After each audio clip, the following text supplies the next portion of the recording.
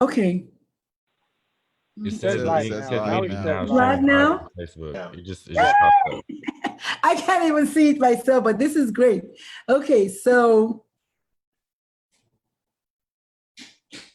All right. Yeah, we're live on Yay, Facebook. we're live on Yeah, a Facebook. little red square just came It's up. a little So bit I'm of live with it. patience and your little son, and you're good to go. All right. Well, buenas tardes, everyone. This is Dr. Lulu, aka the Mom Matrician, coming at y'all live on Facebook via Zoom by way of my living room, and everybody else is wherever they are.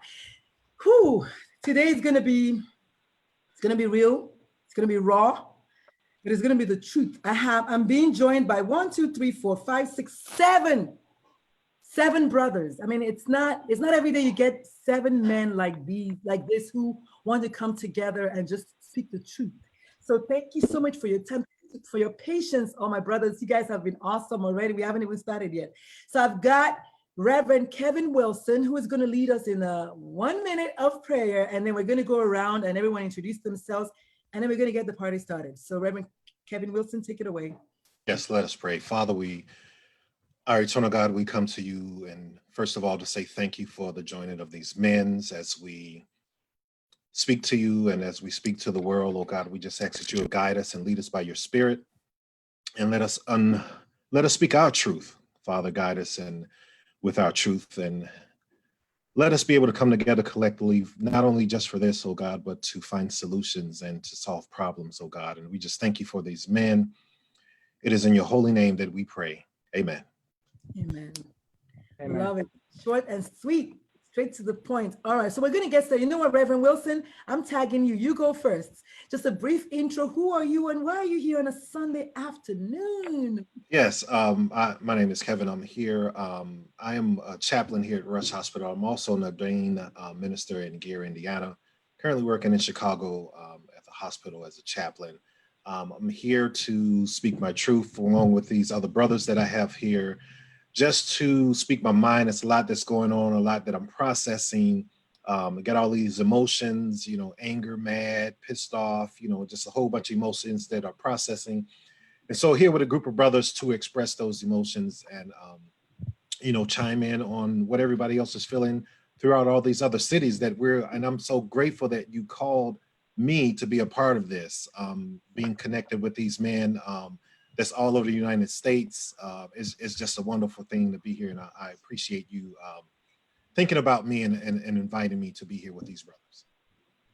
So thank you. Thank you so much. It was a no-brainer for me. I know you remember your podcast interview with me. I was mesmerized. I said, when real men want to talk, and then a real Black man who talks about his mistakes, and he's not ashamed to say that I'm a real person and I've made mistakes, but I'm becoming. And I was just like, oh, this is a man after my soul. And of course, my brother, Dr. Kingsley Agbe, he's my brother. We literally have the same first name. And this is a brother that I picked because he's a doctor. And he's also a father of 2 Black boys. So Brother Kingsley, how are you doing? Because I know you're in Atlanta. How are you? Thanks, Uche. I'm really glad to be here with this esteemed group. And I'm gratified that you called me. And for those of you, that are out there, when Lulu calls, you got to answer. Anyway, Dr. Lulu calls, you answer. But I'm board certified in internal medicine. I've been in practice for about 20 years. I had a practice, but now I work as a hospital physician at Wellstar Kennestone in Marietta. I'm in Atlanta, and I would like to give my 2 cents regarding what's going on today. So I'm looking forward to a healthy discussion. And like Uche said, I have 2 boys, and they're 14 and 17, and I'm enjoying their teenage years, being a dad, and my wife, Kwabi, is also a good friend of Uche as well, so I'm glad to be here. Yes, sir. Thank you so much. And on my left, of course, is Bumi Samuel, a brother, an activist in his own right. Brother Samuel, how are you? What's going on? Brief intro for the people, please. How's everybody doing, brothers? How y'all doing today? It's a pleasure to be with y'all. It's been tough. It's tough because I'm somebody who remembers. I don't lose. I'm a student of history. I'm a student of being human. I've been brought up to believe that I was human. I am human. So I don't take lightly, or I don't take casually or passing by when people's humanism is obstructed, affected. So for me, it's tough. You know, I really want to first remember all the folks who came before me, who allowed me to be here. Even the brother Rashard Brooks, who came before me, because hopefully his life, George Floyd's life, Sandra Bland's life, Michael Brown's life, and we can continue to go on, that they stand for something in my life, and hopefully every brother on this call's life. So for me, I'm hopeful, because I know that it's not the first time we've been here, and I'm hopeful that I know that I come from, you know, a mighty ancestor that will see us through. So I appreciate the opportunity to be here. Thank you so much.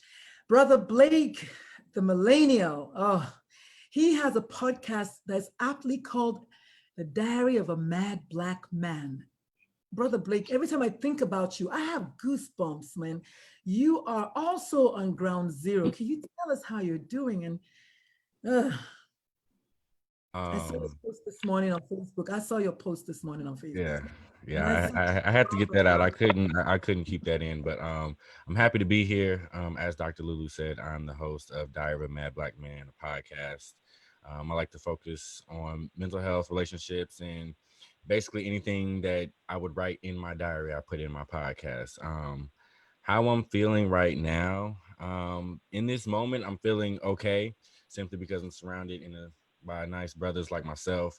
I'm in a safe space, and I know that I'm going to be able to release a lot of this emotion that's been built up in me. For myself, I think that where I'm at is really trying to find a way to still move forward in the midst of all of this. I'm in the process of building a business based on my podcast, getting that off the ground. And it seems like every other day I'm getting distracted by something that's happening.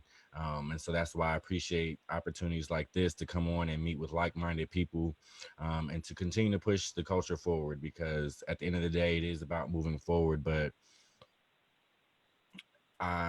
I just found myself in a very negative place, just seeing everything, because it's literally like right down the street. You can't escape it. So I'm doing what I can to stay safe, to stay sane, and to continue to engage and use the God-given talents that I have to do something about it. And so that's also why I'm here. Fantastic. Brother Kemi, on the other side of Reverend Wilson, Brother Kemi, you are already an activist, and I love you so much. I saw you speak in the Rise of World, and I was like, I don't know who this guy is. Let me meet him in my corner. How are you doing, brother? What's going on? I appreciate that kind of intro, and just to be able to have the little bit of smiles and laughter, and just as everybody else has been echoing, just the safe, the comfort. It's been interesting to, even through hearing everybody else's experience, like validating what I'm feeling, right? Because I think it's this idea that, you know, we met in the Rise Up world because we're entrepreneurs as well, right? That being a social driven entrepreneur is that journey between activism and just going straight for the money. Like, we're in the middle trying to do social work, and it's like I'm in the middle promoting my own workshop, and I'm like, should I be doing this or should I be doing something else? Because I'm half emotional, half like trying to stand up for something, trying to get details, and it's just this kind of trauma loop. So I'm seeing myself live it, and as Boomy said, I'm trying to remember what has happened at the same time as keep having to focus on progress and what else is possible. But it's just definitely getting harder, and I'm not even trying to seek this information out. It just keeps on showing up. I'm like, damn, like I'm just like legitimately trying to stay focused on what I'm doing, and it in some ways I'm grateful that it's challenging me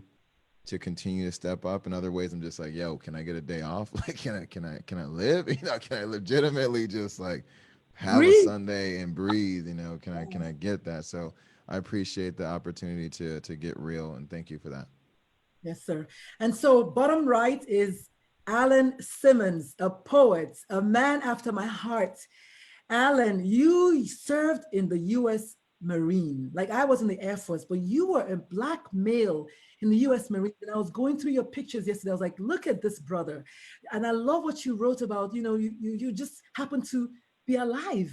You know, you had brothers that killed themselves, brothers that died in the war. I mean, you are here today. So of course that means your work is not done. So how are you doing, brother Alan? Yes. Thanks, Dr. Lulu. It's a pleasure to be here. Thank you, and I'm honored to be here. Um, I, as a veteran African American male, I'm not shocked at what's going on. And, being from Charleston, South Carolina, you see a Mm. lot of things and you hear a lot of things and you get called a lot of things. So, a lot of this isn't new to me.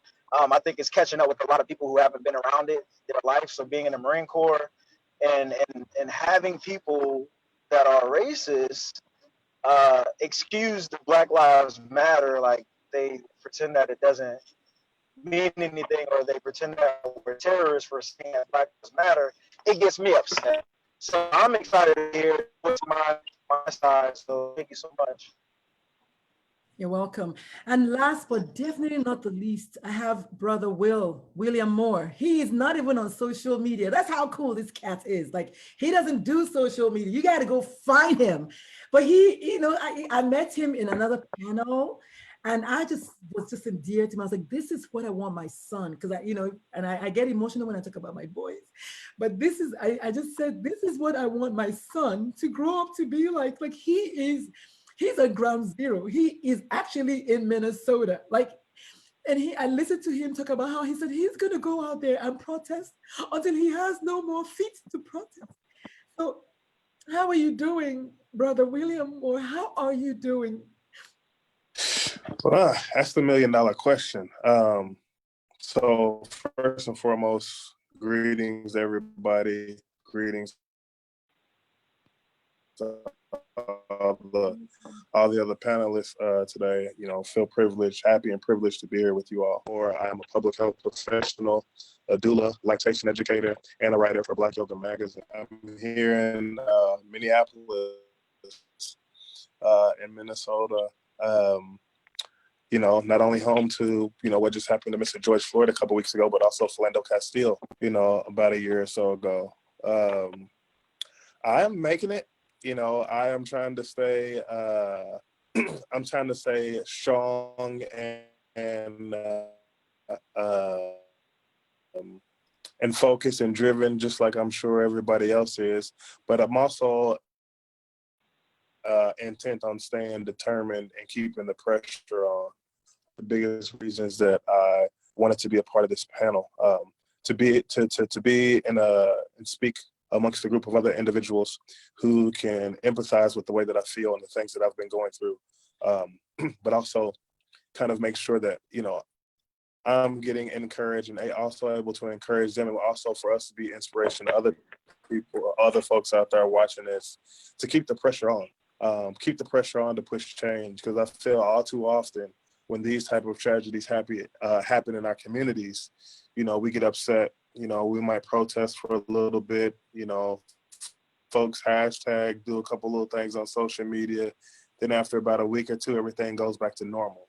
And the powers that be totally understand that, which is why they've been so reluctant to change, because we really haven't persevered and forced them to change. Yes. We also have been doing it by ourselves. And the one thing that's different about it now is you're starting to see a coalition of individuals out there in the public fighting against the same things that we're fighting against. Should it have taken a worldwide pandemic for other folks to notice? Absolutely not. Our word as Black people should have been good enough for the past 401 years of telling the public what we have been experiencing and going through, and things that they could have seen through their own eyes. But nevertheless, I'm glad that folks are starting to wake up. And I'm just here and happy to be a part of the group and help encourage one another and help drive and push more change. Well, I'll tell you what, you've already unpacked a lot, and we haven't even just the first 5 minutes. You already unpacked a lot. I love what you said about. I'm going to rephrase that and paraphrase and say, whenever you wake up is your morning. So we're glad that the rest of the world is like, okay, good morning, guys. Okay, well, get in line. But before I go any further, we've got our brother Lawrence Washington in the building. Brother Lawrence, he was with me last Sunday, and I know this cat, he's got a great heart.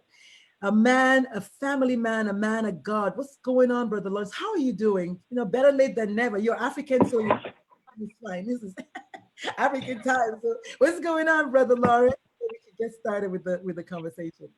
Yes, and thank you first and foremost for having me once again. Like just being a part of this conversation, it helps with me as a Black man, as a man who has already suffered, you know, through grief, and you know, I've been in a dark place. Me engaging in this type of conversation with like-minded people, with my people, you know, it is definitely it's helping the healing process. So thank you for having me, doctor. You're welcome. And Oh, I'm sorry. Go ahead. Somebody asked me how I was doing yesterday, and it's the same answer. I am hopeful, right? I'm sad, I'm grieving, I'm mourning, I'm angry, and I'm grateful, and I'm thankful, all at the same time. So that's exactly how I'm doing. Like I can't try to muster up the best answer. All I can do is just say what's there for me right now is that I am all of the above, and I am okay with that. I love the fact that you said you're okay with that, because one of my favorite mantras is it's okay to not be okay. It's just not okay to stay that way. So yes, Yeah. admitting that you're not okay for me is the beginning of the journey. We got to open the door so we can go in. So this is so cool. So I'm going to start with Kevin Wilson, Reverend Kevin Wilson. And your question is going to be the same question I'm going to ask everybody in a different way, but you are at the hospital every day. You are seeing people coming in, dying. You are seeing people coming in, living. You're going there to minister to them. How has this COVID-19, if at all, played a part in what you see today with this quote unquote intolerance? Because that's what they think. We're like, oh, you guys, you calm down already. Slavery's been over. And I just want to punch you when you say that. Literally, needless to say. How are you doing? How do you think the COVID-19, because you saw them in the hospital, how do you think that played into what you're seeing now, the restlessness and the agitation right now? Oh, it played in a lot. COVID-19 was a wake-up call for me. Man, never seen so many sick people in a hospital. I've seen sick people, but this was a different kind of illness. This was a different kind of monster that came in. In the beginning, you know, it was mostly African Americans in the hospital, and the grief that I suffered that I wasn't aware of, that I had within myself was, oh my God, it was mind blowing to suffer that, to deal with the grief that I didn't know that I was dealing with. So that was eye opening to me. And then it just brought awareness. It's like I look at it like God is correcting our vision in the year of 2020. You know, 2020 is, you know, people say it's the year of vision, perfect vision. And I don't think everybody in the world was looking at the world as 2020. Some looked at 80-20 and different things. So I think now he's correcting our vision. There were times when like before COVID, I would get on the elevator and people would move over. You know, people of different cultures will move over, or people would walk across the street because I was walking down the street, or they'll cling onto their purse. So this is the lifestyle that I was living, you know, my whole life. And now when COVID came, you know, now people are experiencing what I've been experiencing the whole time. It's like going into the gas station in the urban areas where they have the fiberglass and the bulletproof glass that's there that we have to see, and we're not, you know, in the rural areas in the suburbs, they don't have that, but now they have it. So they're experiencing what we've been experiencing the whole time. And so now it's a wake-up call, like, oh, this is just so bad, you know, being locked in a house, not being told when you can go outside, when you can't go outside, line up in a store. I remember in high school, you know, doing high school times, and you go to the gas station, they would allow so many kids, you know, Black kids to go in the gas station at the same time. So now you look at Walmart, you look at all these stores where people are lining up. You're just experiencing what we experienced the whole time. So now, you know, the vision is being corrected. God is exposing what we've been going through the whole time. And it's just like an eye opener to some. And, you know, I didn't feel like when everything was going on, you know, I felt bad for the COVID victims. But then, you know, people will complain about, oh, I got to stay in the house and I got to do this and I can't do this. And I didn't feel sad at all because I felt like my life was like that in the beginning anyway. You know, so I didn't have any empathy, even though I'm supposed to, you know, have sympathy and empathize with people. But at that time, because of the anger that I felt like, hey, you guys are just going through, welcome to my world. Welcome to what I'm going through. Welcome how it feels like when you go into an elevator and people leave the elevator because you're the only Black up in there. Welcome to the world when people have to, you know, walk across the street or don't feel like talking or stop the conversation because you enter into the room. Man, it's crazy. So now everybody has experienced that. And so now the only thing that you can see of people are their eyes. So like, God is like correcting, like I'm trying to correct your vision. It's not what you say, but it's what you see. So I'm trying to get you to correct your vision to see how things are in the world because you're not looking through the lens that I'm looking through. And still to today, when you try to explain to them, you know, when I talk about racial things, when I talk about being a Black man in America, you know, some people are appalled at all. Do you really have to, is that really how it is? Yes, that's really how it is. But you don't, absolutely, you don't know that you have privilege when you're in privilege. Oh. You're not aware of it when you're always living that way. Like my parents' house, I can go to my parents' house and go straight to the refrigerator, don't have to ask because I have that privilege. But if someone else come in the house, they can't go in the refrigerator just like I can because they don't know that they don't have that privilege. And so it's the same thing, you know, with jobs and everything. And, you know, it's just an eye opener. And I was just, you know, I'm privileged to be in the place that I am to deal with what I'm dealing with, because like I said, when COVID-19 hit, it was a wake-up call to see so many people dying and so many people, you know, family members. And I seen how people came together because of that, because you have people that are standing at a door looking at their loved ones and not being able to touch them at that time. And so we have to be there to, whether, you know, Black, Hispanic, white, whoever it was, we have to rally around that person and stop them from going into that room because of what everything is going through, because that grief is, you know, you don't have that touch. And I'm afraid in these places like here, it just separated us from one another and not being able to touch one another or hug one another or embrace one another, you know. And then when George Floyd died and, you know, that came, it was like, okay, I'm turning it up some so you all can see what's really going on in the world. And it's been going on all the time, but most of the time we just ignore it. So we've been ignoring what's been happening all these years. And it just didn't start in the 2000s. You know, it started a long time ago, but, you know, you're aware of it, we bring it to your attention, and then, you know, we push it under the rug.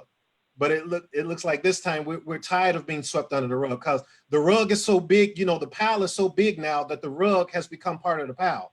And so now it's just time to expose everything. And you know, and I thank God for this panel, you know, and I'm so excited just to hear what everybody else had to say, but I just had to get that out because, you know, like Brother Lawrence said, you know, I'm dealing with so many emotions and you try to grab hold of one at one time, whether it be grief, whether it be anger, whether it be, you know, sadness, you know, they all come at the same time.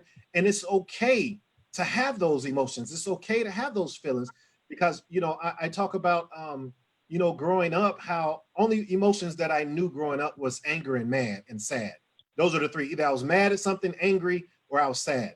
But now I have, you told me that. That's I have all these other emotions now. I'm like, I'm crying for no reason. I'm like, why am I crying? You know, but everything is so, you know, just going on in me. You just have to pause. And like somebody said earlier, it's like we got to a place where we had to pause and stop and realize and relate to what's going on and reflect on the world, reflect on our day. Like what's going on right now at this moment? What is God trying to tell me in this moment right here, where I can pause and sit back?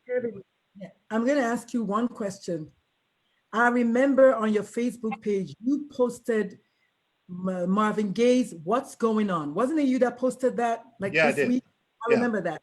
So it wasn't a question, it was more like, I remember seeing that because I've been scrolling on everybody's Facebook pages and just kind of knowing what your mindset is. I'm going to hop on to Dr. Kingsley Agbe just to kind of follow on to the health aspect really quick, and also because you have two sons, and we have a question here. Somebody already asked, how do you raise our sons? And I know you happen to have two sons. So Dr. Kingsley Agbe, somebody said, what advice do you have for our growing sons? But before you answer that, how has you're being a hospitalist, you're basically at ground zero for COVID-19.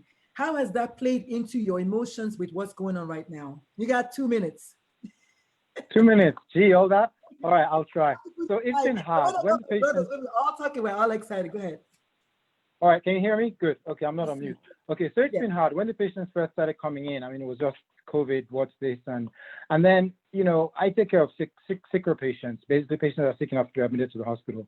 So we would do what we're supposed to do and talk to the families, and, you know, sometimes, you know, and early on, granted, not that much was known about the disease, but as time went by, we started to understand more about how it worked. And then we started to see things like, well, there was disproportionate way in terms of hospitalizations of minorities and deaths as well. In fact, they did a study in New York, and I think about 92 of every 100,000 of the population were African Americans, opposed to like about 70-something were Hispanics and 40-something maybe Asians and whites, even less than that.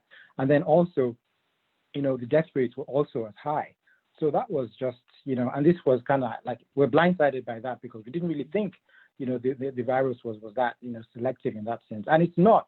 So when you look at when you drill down, you find that it's really because there's an inequality in the distribution and redistribution of wealth that has been, you know, systematic over time. I mean, when I came, I was actually born in England, but I'm from Nigeria originally, same as Uche. And when I came to this country over 20 years ago, I had to educate myself about Jim Crow and, you know, then redlining and all these things have been, you know, people have been disenfranchised for a long time. So it's not surprising to see that these things are happening. People, you know, where they live, where they work, where they eat, where they play, that's what's going to affect the outcome. So you find that if people live close together, if they're in, like, say, a close unit, the virus is going to affect them more. If they work in, like, say, custodial environments where they're doing a lot of cleaning and things like that, they're going to be more exposed because these are people that, you know, that's why there are so many minorities that are being affected by this. Doing these jobs already. This is the kind of jobs that. So, but I guess I digress a bit, but I've only got 2 minutes. So talking about the boys now, being a dad, it's tough, you know, because you're trying to shelter your kids as much as you can. But the reality is there are Black kids in this environment. And yes, Atlanta is birthright of civil rights movements and all. And we're fortunate because we live in a, I guess, semi-suburban, fairly good neighborhood, if you will. But still, when my kids go to their friends' houses that maybe live in Bucket and stuff, they have to be careful. Ed Moses, the Olympian gold medalist, he was in the news recently. He was talking about the same thing where he had to tell his two sons that it's not okay to jump over a fence in your white friend's house if they forget the key, or, you know, and I could relate to that because once I was picking up my kids from a friend's house, my oldest son, and there was some delay opening the gate. This was in Buckhead. And these kids, two Black boys, my boy and his, my kid, his Black friend, went to see a white friend. They actually jumped over the fence to come to the car because there was a delay opening the gate. I'm like, no, you cannot do that because these people will shoot first or ask questions later. Or maybe if you're lucky, they will call the police. And if you're unlucky, they'll shoot you too. So it's like, you got to be careful. And my point is you got to educate your kids and protect them at the same time, you know, and let them understand that it's not a level playing field, regardless of what your socioeconomic status is. Wow, I love that. That was so powerful. And of course, that begs the question, and I'm going to ask Brother Bumi Samuel, how careful can you be? And I don't know if you have children. I didn't get that deep into your Facebook page, but how careful can you be? And after you, I'm going to ask Lawrence Washington. Because Lawrence had on his Facebook stories, he said 2020 was like a big bucket of water, boom. Like, you know, that's what I thought about that when Kingsley was talking about how it just kind of blindsided us. 2020 was like, oh, you're here, okay, you want a glass of water? Well, here's a bucket, boom, and it's like ice water. So, Brother Bumi Samuel, how careful can we really be? I mean, that's what Dr. Kingsley, and I hear his heart, I know what he's saying. I already stopped I stopped having the talk with my sons a while ago. I'm not talking to them anymore because it doesn't matter whether you're careful or not careful. You're going to get shot because you're Black. So, Dr. Bumi, how careful can you be? So I think the question, how careful can you be, has to start with, I think how we get to our answers has to start with good questions, right? What questions we're asking. And how careful can you be, I think, starts with where are you at, right? What do you exist in, right? What are we existing in, and is it different than what we existed in before, right? So we know the concept of race was a race, literal race for resources, land, property, access, right?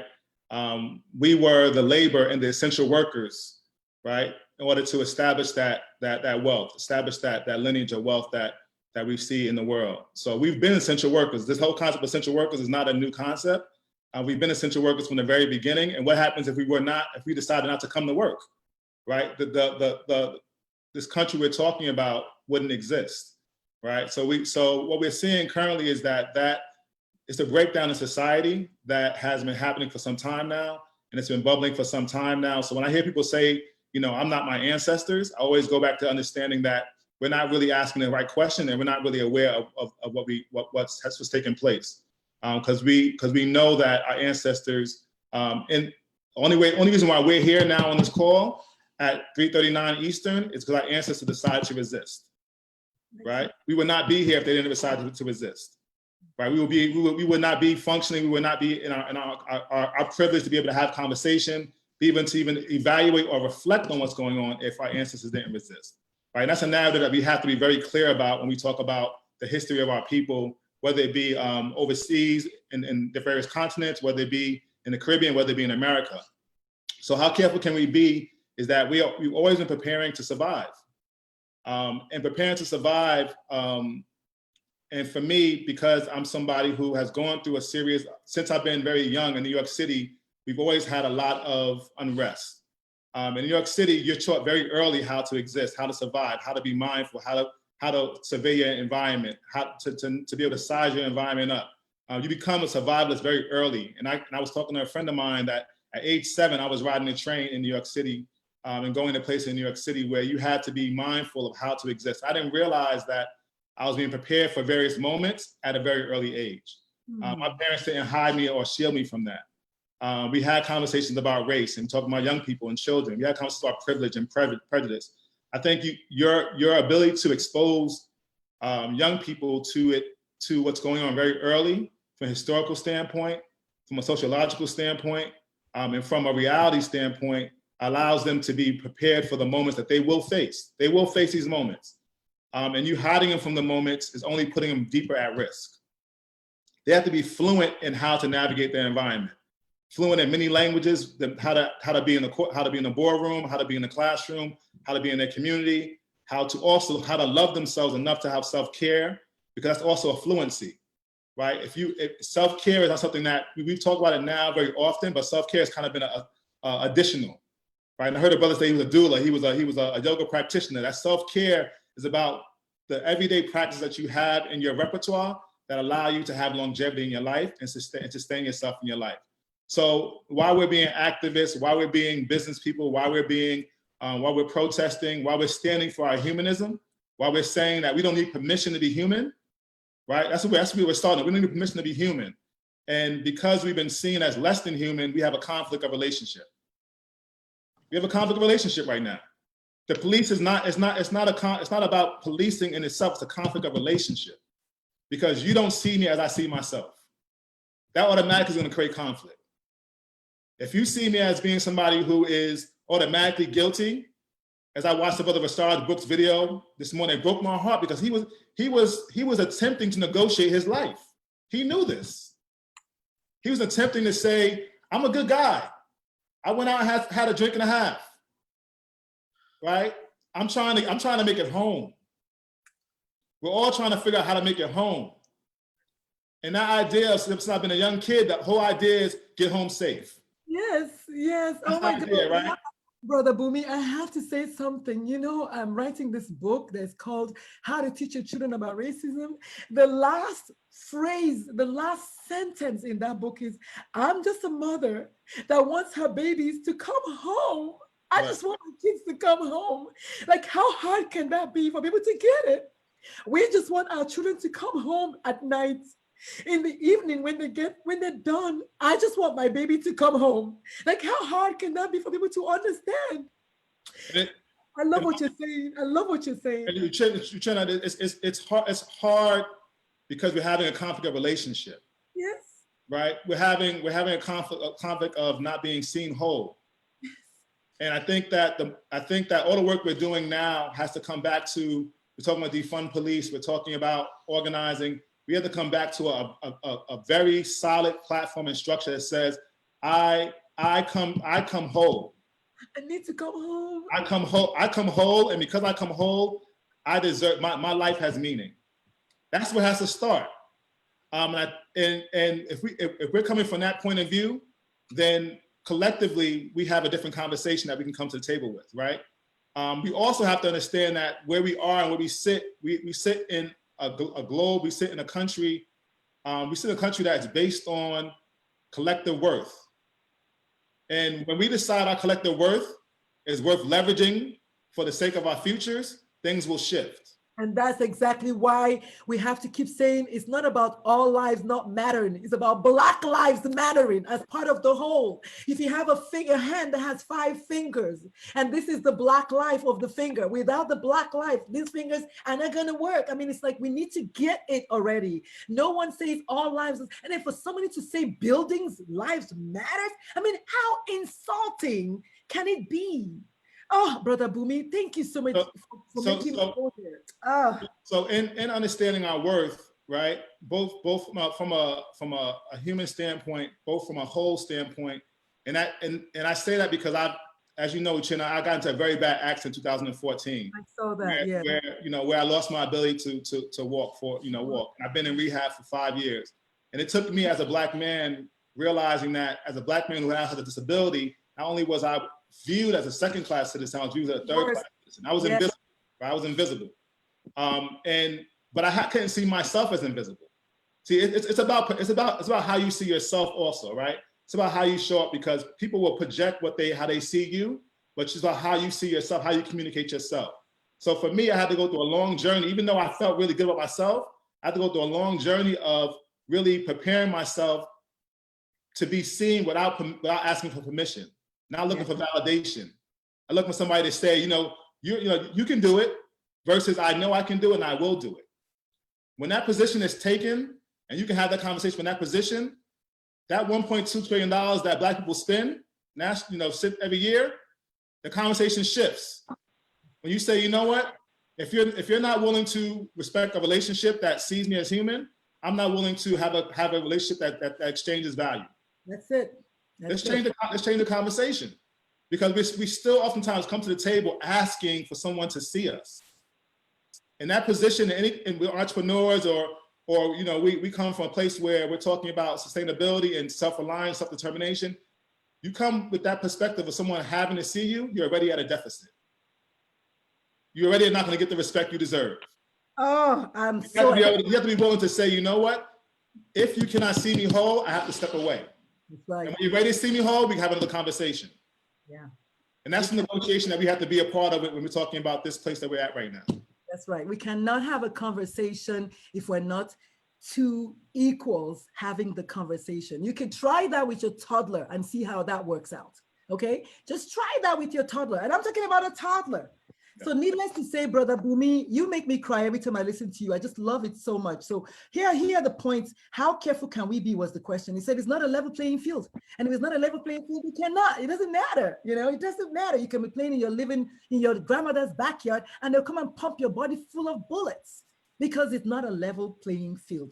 And I love the fact that you said about the race. Race is about race to resources and land and access. I didn't even know that that's the origin of the word race. Oh my God. All right. Brother Blakey, I got to come to you because you made me cry this morning with a Facebook post. You are an angry Black man, and I give you knuckles for that. You should be angry. So talk to us, Brother Blake. How are you doing with all of this? I mean, I wanted to ask you the question about, he says we should be fluent. We should be fluent with how to navigate the environment. How are you doing with that phrase that Brother Bumi gave to us? You should be fluent with how to navigate the environment, because you are one brother that is not afraid to say that you're mad. And I love that. Go ahead, brother. Yeah. Thank you. It's taken me quite some time to get comfortable with expressing my emotions. I think somebody said it earlier. You know, I grew up only knowing really two or three of them, which was being happy, sad, or being mad. He didn't even have happy in it. He said sad, mad, Well, or yeah, or well, angry. I added that was me. I added I know. Yeah, that's because there's a one black man in person. America, sad, mad, or angry. You Right. know? I guess for me is I'm engaged with that process of trying to figure out where I stand in this movement.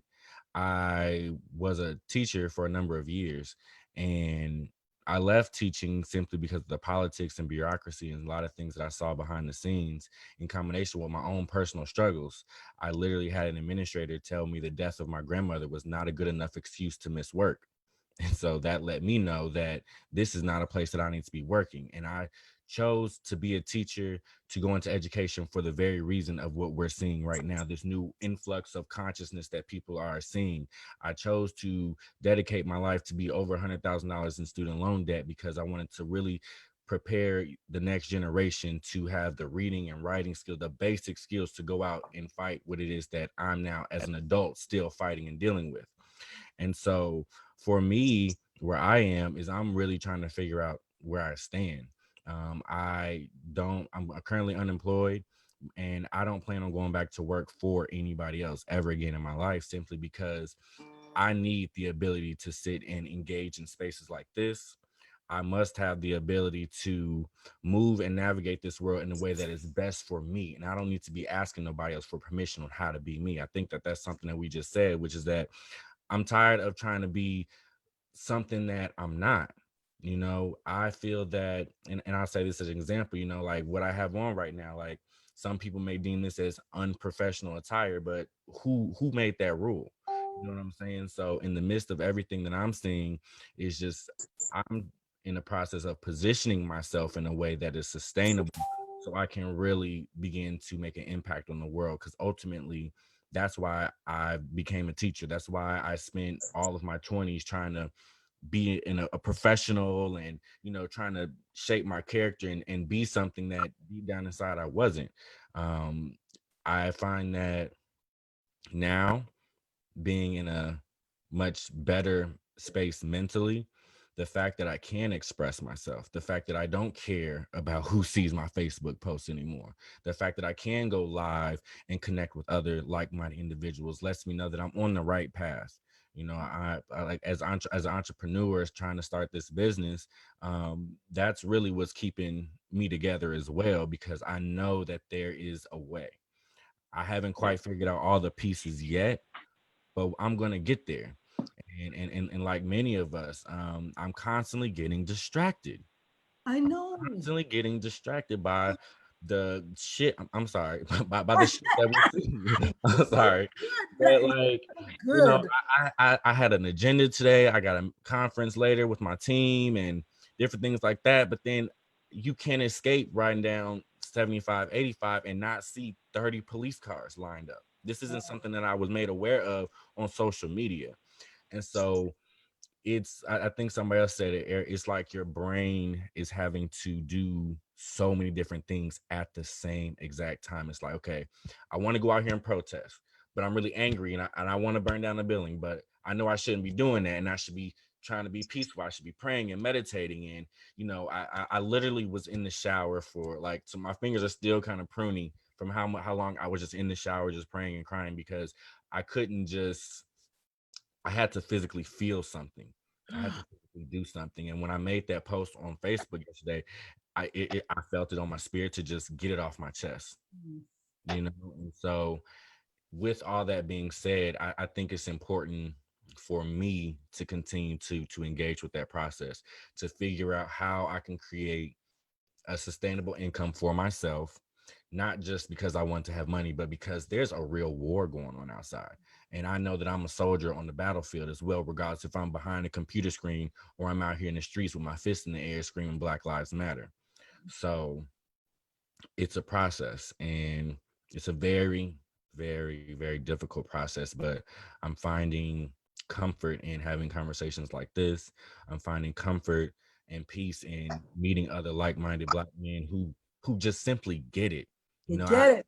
We just it. get like, I don't have to explain, like, I don't have to explain my anger. I don't have to explain, like, y'all know how I feel. You know what I'm saying? Blake, the black women get it too now. I'm a sister Yes, and I get absolutely, it. I get 100%. it. Thank you so much. I'm going to hop on to William Moore for two reasons. I was going to do Alan because Alan was in the military and you mentioned something about war. But Alan, I'm coming to you. But William Moore, I'm picking William because William's sister is in the police at Minnesota. William, ooh, mama, I listened to that episode you had and you talked about how you are at war with, you know, you want to protest, but then your sister wears the blue uniform and then your parents are the parents of the two of you. I'm not going to say anymore. Brother William, tell us what's going on in your heart, because I know your heart is like right now. So I'll say just like kind of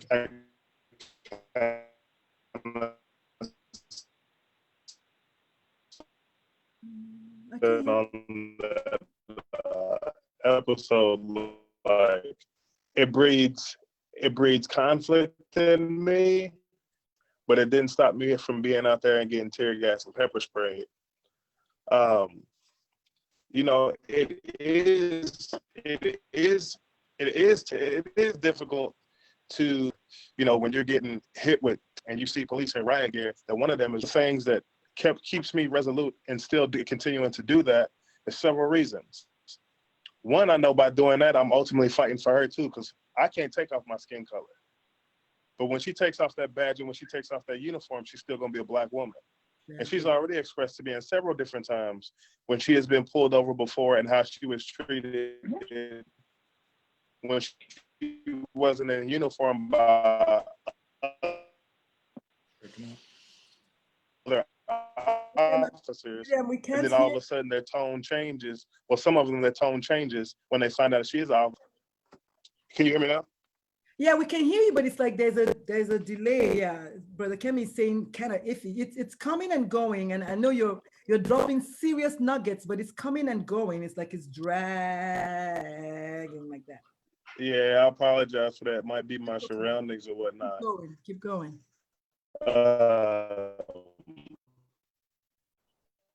But there's a delay. You know, like I said, one of the things that keeps me resolute and still continuing out there to pepper spray and the tear gas and stuff like that is I know that I can't take off my skin color. She can take off her badge and uniform. When she takes off her badge and uniform, she's still going to be a Black woman, and she's still going to have to go through some of the same things that I go through. And so very much through this, in the end, what I do is still out of love for her and the rest of my people. And for me, that's what I do it for. It's why I got to do my job of being a doula and lactation educator. I do it for my people. Because systematic racism exists in all walks of life for us. 243% of Black women die as opposed to white women from childbirth-related causes. Everything I do is for my people. And I won't let that stop me just because I have a relatives on the other side of the line. Because as I said, in the end, I'm still doing it for them too, you know? And so, you know, that's been one of the things that's kept me going and been in conflict. The other thing that has kind of had me take my ego away from it a little bit and still be able to handle doing that, you know, doing that on a day-to-day basis and stuff like that, is also thinking about how my parents feel. How would you feel as a parent when there's essentially, like everybody's saying, there's a war going on outside, but you have two children, one on opposite sides. And you know, and as a parent, you know, both of them are stubborn and ready to lay down for theirs. Because both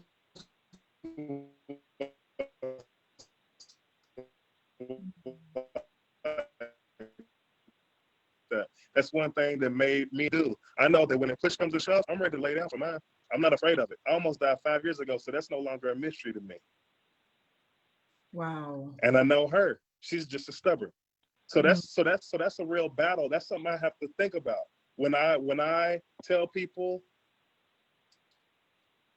that, you know what I mean, you need to protect yourself against law enforcement. When I went out and got my conceal and carry, and I know that other African Americans are doing it too, and that one of the byproducts of that, maybe unintended, is that police officers get harmed.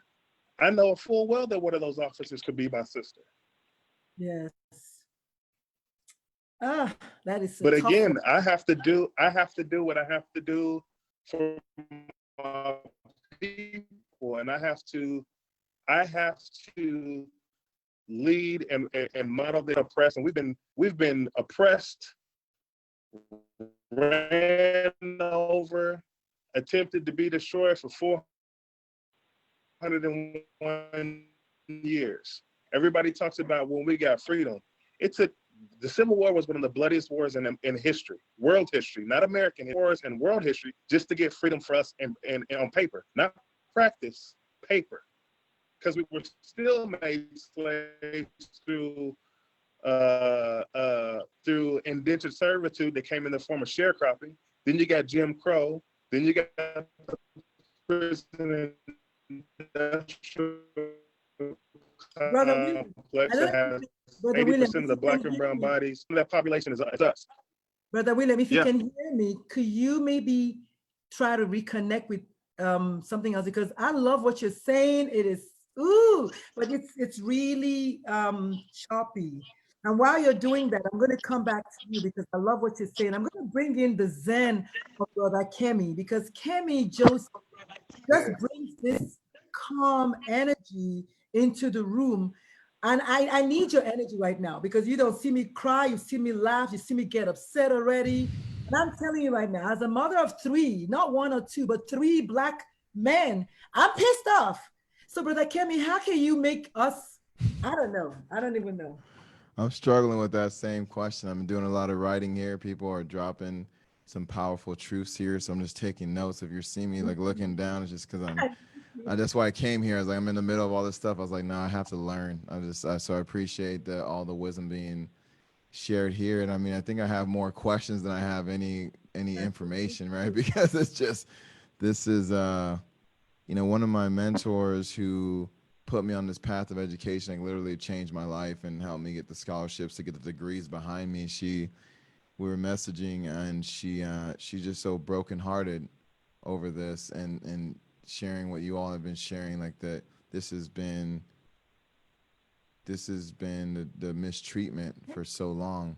And I've actually avoided history. I've avoided trying to learn some of these things, I've been trying to let go of the angry Black man. I can feel that tension, what's inside of me. And then I'm doing my best to stay hopeful and to look at what has been progress. I mean, I have officers in my family as well, and I've reached out to all 3 of them to say, all right, I literally have to find out what's a good solution, right? I can't keep hearing what everybody else is shouting angrily. And let's talk to people who are inside one side of this or one group of this. And this was the first day of all days that I made a post directly calling something like this out. And I said, it was just like R.I.P. Kemi.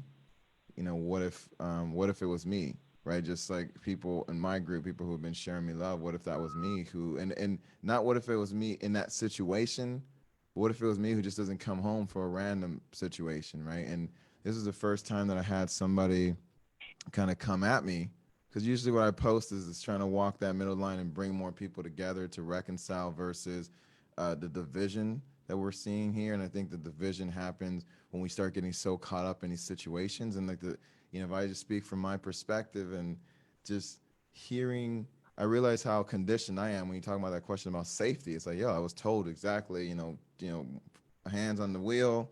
I'm going to be, I'm going to speak very respectfully. I'm lowering all my window. I've been told what to do. And so when I've heard of all these other situations happen, I've been complicit in this as well, because my assumption has been, if they're already doing, there's an encounter with the police because that person is ghetto, or they're doing something wrong, or they're doing something. And I can see how people are getting caught up in this, right? My dad was hit by a drunk driver. So I don't care about anybody driving drunk. I'm never gonna be yeah, go ahead and do that. No. It's there's a behavior that this guy was doing, and then there's mistakes from both him and the officer in this situation. And there's other information that I'm still trying to verify with how the officers treated him after the threat was neutralized, right? There's this conversation in my mind where I'm torn between neutralizing what we perceive as the threat and talking about anybody who's drawn a weapon, but there's so many more layers of what happened to just throwing down hands. What happened to hands before? anything. If there's 2 against 1, like I don't even understand. I'm just trying to understand the logic of some of these things. And then there's batons, and then there's tasers. Like there's so many more levels of non-lethal threat that it's like even if we're going to that conversation of trying to neutralize somebody who is active that they feel is a threat, I'm still not understanding where the dots are missing. And I've been calling people, just trying to understand from the officer's perspective, so that we can actually come up in this one issue, right? Because I talk about prejudice as not being issue driven. All these are symptoms. But it's like, if this is the hot issue right now that is inflaming so many communities, what is it? I think the greater problem is that we're stopped listening to each other. And so somebody came at me on Facebook, and I was like, hey, I'm willing to have a conversation about my post, right? If you're actually wanting to talk to me, let's talk. And then that was in a DM, and then he just started dropping F-bombs, F this guy. I'm like, all right, you're not actually trying to talk to me, right? It's just like, that's not what I'm here to do. I'm willing to know that I'm wrong. I'm willing to know that I don't have information. And I'm also willing to come in conversations like here and listen, right? Listen for the pain, listen for the injustice, listen for how I can help, listen for solutions. And I know that I think what we're describing here is a lot of people are feeling like we're caught in this trauma loop. And so I'm just being honest with my bias of like, I hear half the story and I'm like, oh, some of this stuff is making sense, which to me is like, damn, that's a lot of guilt for me to be like, this is making sense. And then I have to like catch myself like, wait, why is that making sense? What have I been told? What have I been shown that says that the escalation that quickly makes sense? I'm like, no, that's the part that breaks my heart. It's like, wow, that's in my mind spinning around. So I'm trying to literally piece myself back together and figure out, what am I doing to have the hard conversation. So I've actually reached out to more people that I've had tension with, whether it's around race or not, just like anybody I have tension with in my life. I'm like, let me just start talking to more people who I've been avoiding. I think what we're seeing here across the board, that there's been an avoidance from many people. And if I'm asking people to develop a skill set around reaching out and having difficult conversations, how can I do that more myself?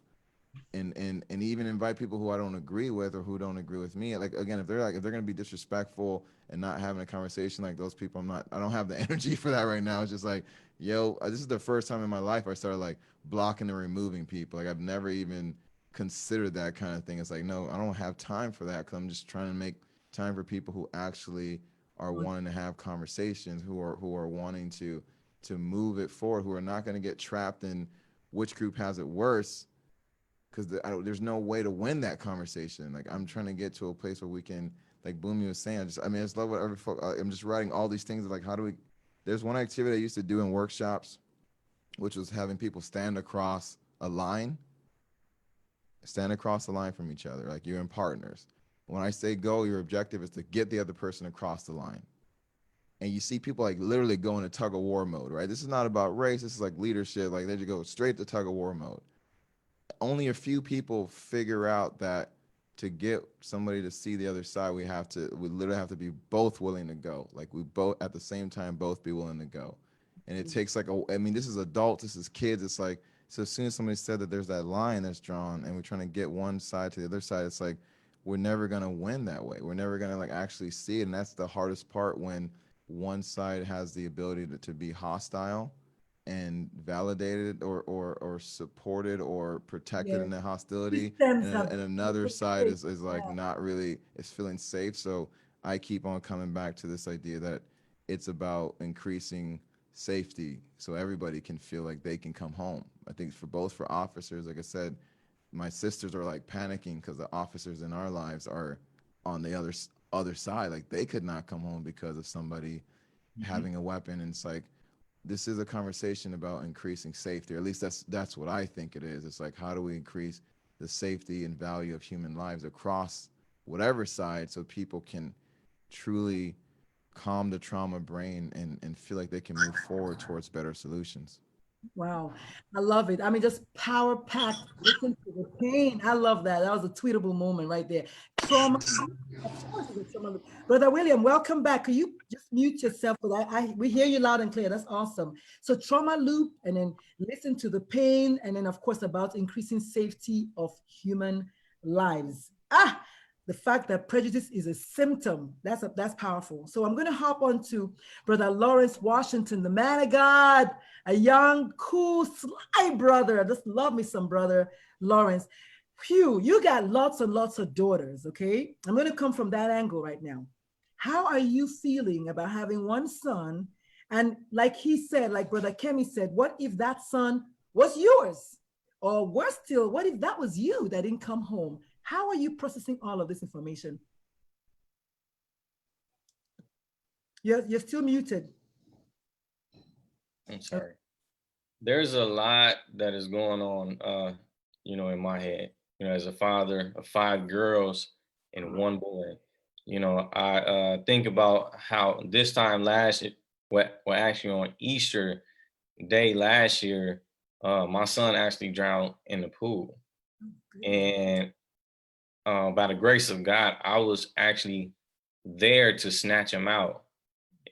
And I actually saw my son lifeless, like laying right before my eyes.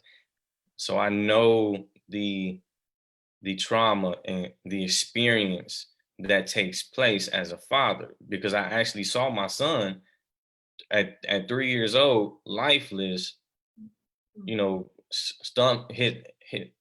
body was cold, and I was doing CPR and nothing was happening. And I can remember me at that moment, how my mind went right into that sunken place, just like the movie Get Out. Like, I understand exactly what that is. And at that moment, just to share like a quick testimony is, my wife came over and she began to put her right hand on my son. She kind of like pushed me out the way because I was out in disbelief. I just lost my mom, and then now my son and my wife, she came. She put her right hand on my son and she said, "Oh no, not today." She said the name of Jesus. She said Jesus. And all I know is that after she said his name, we set my son up, and he came right back to life right before our eyes. So I understand the trauma, the emotions, the thoughts. When you're hit with so much trauma, I understand it becomes like a numbing feeling. You become numb, and it's like an outer body experience. So I understand how it feels. Now, with the understanding, I don't want to feel that again. So that's where I'm at right now. And I don't want to feel that with my children dealing with racism, dealing with the hate of that is flowing out of a human being. My main mission in life is to help people discover and fulfill their purpose. I believe that people fulfilling their purpose is the answer to many of life's problems. Because if everybody understood the reason why they were even created, because you cannot tell me that something like this was created with the purpose, but not me. So I believe that everybody, like with me being a father, me teaching my children that very principle right there, getting them focused on the reason why they are here. And from my belief, I believe that when you are so connected to the reason why you are here, there's nothing that can stop you. There's nothing that can stop you from fulfilling your God-given assignment. As many people on this earth that wanted to kill Dr. Martin Luther King, they could not do it until his assignment was complete. As many people that wanted to kill Malcolm X, they could not do it until the impact was made. So I just believe that, if I can first instill that into my children, and as far as navigating, knowing what to do, just like the brother just said, I'm still looking for answers. I'm still seeking to know. And I understand that at this moment in time, just like a car needs gas to function at this time, in order for this world, for this country to function, we have to apply understanding. We have to go on a journey and get into conversations to seek understanding, because at this moment it's not a time to debate our stance. It's not a time for us to debate or our own personal ideas. It's a time for us to really seek understanding, because I believe if I can teach my children this, I believe that this will actually help them create a space to allow people in themselves to reach a common ground of understanding that, hey, we're both alike. Hey, we bleed the same. Hey, we want love as well. We were made to receive and give love too. So I think that's key is like me right now. I'm focusing on my household, because I was raised with a mother and father on the south side of Chicago. Moved to Flint, Michigan. Moved to Arizona 2.5 years ago. So just me having that type of household, having parents that were God-fearing, that were so focused on building a relationship with us that I didn't do certain things as a child because of my relationship with my parents. Not because of fear, but because of my relationship. So I believe that if we can just focus as a people, as a nation, on just building meaningful relationships, if I can focus on building a meaningful and a impactful relationship with my children, with my wife, in front of my children, like just perfecting what I have, having that mindset of I can only do what I can do. And what I can do, I'm gonna do it. So just having that mindset and just teaching them that, that's just where I'm at. But as far as like how to navigate, I'm still searching for answers. I'm still trying to seek understanding. I'm engaging in this conversation because I want to be able, as a father, as a leader of my household, to develop the right plan, the right strategy to move forward. But right now, I'm in listening mode. I'm in seeking knowledge that I need to have.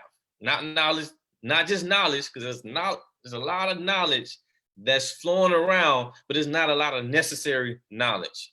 I need necessary knowledge, not just a bunch of words, but I need necessary knowledge to help me as a Black man, as a father that is a leader within my own household, to develop the right strategy, the right plan to push my household forward. Because I know that if I push my household forward, I'm not just affecting my household, I'm affecting everybody that my children come in contact with. I'm affecting a whole generation. I'm affecting the community, the streets. Everybody will benefit if I just continue to just focus on what matters the most, which is me doing what I can do and just doing it. I love it. I love it. I told you guys, Brother Lawrence, young cat, just a blessed man, just a smart guy. And then he also mentors youth. So, of course, I love him on a special level. But that brings us to Alan Simmons. Thank you for your patience. You've been patient, Brother Alan. Can you hear me, Brother Alan? Oh, man. Because I know he's driving. He's on a journey. Can you hear me, Brother Alan? Yes, I can hear you. Can you hear me? Awesome. Thank you. We're not forgotten, not at all. I can see everybody. It's like when somebody says something, I want to go to the person that I think might be able to be better. So that's kind of where I was going with that. And I wanted you here because you're a poet. You said that improv. I don't know if you can even remember. Can you do a little bit of it right now? Because it was improv. It was blood, y'all. It was like, the British it was wicked. It was wicked. Thank you. Serious spoken word. Can you do a little bit of that now? Do you remember? I mean, that was all freestyle. Like I didn't. Exactly. And it was freestyle. Good, y'all. I'll tell you what, y'all follow him on social media. Find him on YouTube, and you will see him. He's got a black background and just him and this one little light. Ooh, Brother. Yeah. So they're all going to, all 2,300 of them are going to follow you on Instagram. So All why right. don't you tell us your own perspective, being that you have been in the military, you have served this country like I did, Mhm. and you're seeing these things happening to people like you. And I wanted you in here because there's a lady that posted in a group that said, well, she's Caucasian. But here's what she said. She said, well, I don't want people to think I'm silent. I'm just not saying anything because of my husband's position in the military. That's why I'm not saying anything. Needless to say, I took that with a big bag of salt. I was like, really? Really? Right. So you have actually walked the walk with the uniform, with the ABUs. You were in Desert Storm, I think. How are you I was doing? in Iraq. Iraq. That's exactly right. But Mhm. you're also a Marine. So how, every time you see these things happening to one of your brothers by other people who have sworn to protect and serve, how does it come into your body? How are you feeling it? Well, don't look like a smile, but I've been the most aggravated I've ever been in my life. And like I said earlier, I'm from Charleston, South Carolina, so it's not really that hard to find racism, and racist people, and that will do it in your face. But I'm sure now people who have never experienced that before are starting to see people for who they are. And I'm not saying people as far as white people, but people in general for their beliefs and what they believe in. So I've experienced people just being upset with my video that you were talking about, with me saying Black Lives Matter and with me expressing my feelings. They said I was complaining. This man told me I was complaining. He says, all you're doing is complaining, but you're not bringing any solutions. And it was a white man who said that. And I was really, really pissed off. I was mad. I had some words that I wanted to say, but I just I had to pause, and I'm learning as a man what strength looks like, what it means to be strong, and true strength as a man is when you can internalize everything, your emotions, your anger, your fear, your everything, and you can quiet the storm, and that's what I feel like being a man means. Like you can take the wrath of God and quiet it like Jesus did with the ocean and the storm, so for me as a veteran, seeing this, I'm upset because there's rules of engagement overseas. When you're at war, there's rules of engagement. And I just so happened to be in a position in Afghanistan to where I was able to experience the rules of engagement firsthand. I was in a gunfight with the Taliban. We were in a gunfight with the Taliban. It was a squad and myself, so it was about 10 of us together. And I ended up uncovering an IED, an improvised explosive device. So it's an explosive device, right? I found this. I ended up getting in an RPG explosion. So I get blasted away, and I'm getting shot at, So all of this, and I'm sitting there, Dr. Lulu, I'm sitting there and I'm like, why am I here? These people don't even hate me. They don't hate me. Like they hate a white skinned American person. Like that's what they hate. That's what they hate because of what America, like when they think of America, they don't think of black people, they think of Caucasian people. So I was sitting there in Afghanistan while being shot at, literally thinking, why am I here? Like these people they never did anything to me. And I did not shoot back, of course, but when you're in that position and I'm looking down my scope, my rifle scope, and I'm looking at a Taliban guy running, and I have my weapon drawn on him. He's probably like maybe 50 yards away, 50 to 100 yards away. So, I was scoped in on him, and my partner, the guy that was with me, he calls into our base and he says, "We have a Taliban wearing a vest. Can we engage?" And so we're calling back to the people that are in the safe haven, the green zone, while we're out here asking them what we should do in the midst of this battle. They say this is before the fire starts, people start shooting. So before all of that happens, this guy's running and we're asking, can we engage? And they say, no, don't engage if he doesn't have a weapon. So wait. You gotta stop. You gotta Right. say that again for people at the back. I was waiting for that because I was a commander in the U.S. Air Force. I was waiting. I was just like, I'm gonna wait and see. There are rules Yeah. of freaking engagement. Do not engage if he is unarmed. Are you freaking Right. kidding? Let me tell you something. I want you to go there, not me, not that Dr. Lulu said that, because this Yeah. gentleman called Rashawn in Atlanta, Georgia. I got in a semi-heated conversation today with another brother of mine who is a former law enforcement officer who is black, and I love him to pieces. And he was like, wait, I gotta get more information. I gotta get more. And I said to him, unless you can convince me that that policeman would have opened fire if that was a white male, I don't want to have this conversation. Right. And I'm sorry, but that's how I feel, because that is my son. Every last one of them is my child. And if you're going to shoot a white man in the exact same scenario, then go ahead and do it. There's a reason he got fired. Oh, brother, high five. All right, I'm sorry. I had to say that again for those at the back. Yeah. So yeah, like those rules of engagement, and it would seeing all of the police brutality in America against unarmed people. And I just don't want to say black people either, just people, because people when they hear black, they get offended because they think that I'm sorry, unarmed black people.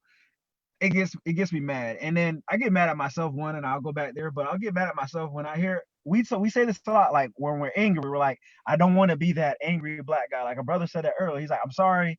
No, we don't have to apologize for our anger, and that stereotype, the angry black guy, was given because they don't want us to be that angry black person. And once you become that angry black person, you want to revolt. And this country was built on a revolution. So if black people begin to revolt, and which we are afraid to do so, we're so afraid of the government and the police officers that there's no true war happening. There's just the protesting part, which things happen.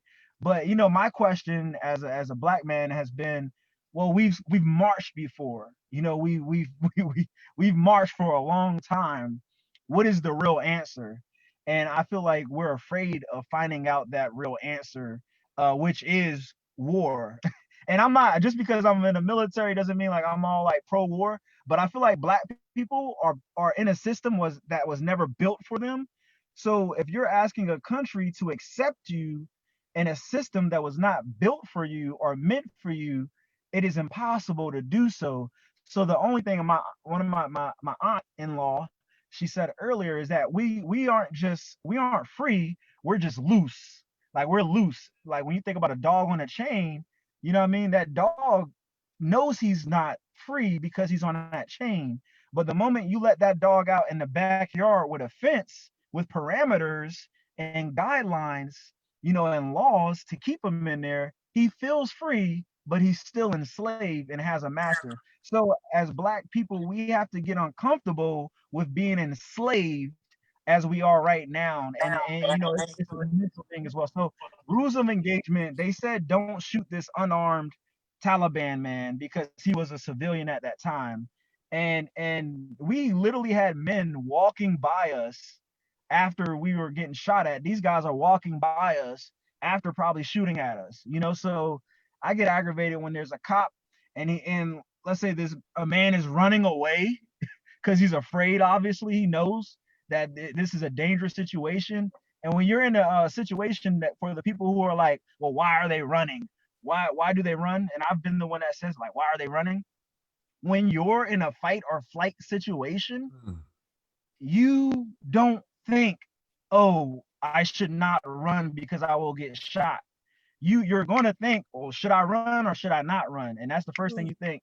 And I'll prove that by when I was in high school, before I got my driver's license, I wasn't supposed to be driving a car, and a cop stopped me. And this is before you hear all the news about black men dying from police officers. So I get pulled over in South Carolina, and I immediately, my young self is thinking, should I run or should I sit in the car? And I did nothing wrong. I was just driving without a license, but I was afraid, so as a veteran in this country, I'm very upset with Americans who don't see the inequality that is right in front of their faces and are not sick. And there's a lot of Black Americans in this country who have yet to have experienced the fullness of the weight of Black death. And it's because they've Her name is separated Candace themselves. Owen. I'm gonna just help you out. Her name is Yeah. Candace Owen. She one of them. I mean, it doesn't make any sense. I'm ashamed to know this girl. Like I'm ashamed to know her. I mean, I don't really know her. Yeah. No, whatever. But yeah, But yeah.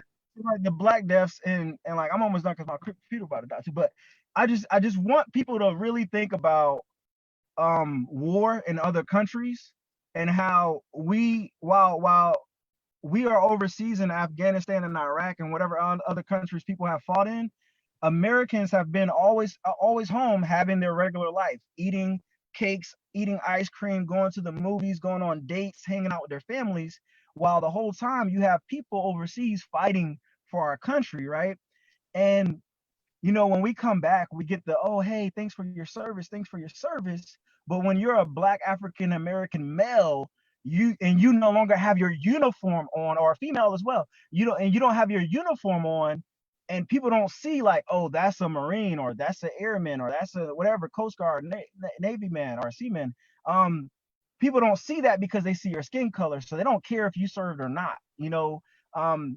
So I just hope that people, when they hear a Black man talk about his emotions and feelings, and if he sheds a tear because of the pain he feels on his heart, that they don't see it as complaining, but it's us expressing ourselves versus us going out shooting a whole church or a whole building because we're upset and angry. We're trying to voice our anger and feelings, and we don't have to apologize about our Blackness and our anger. So that's my point.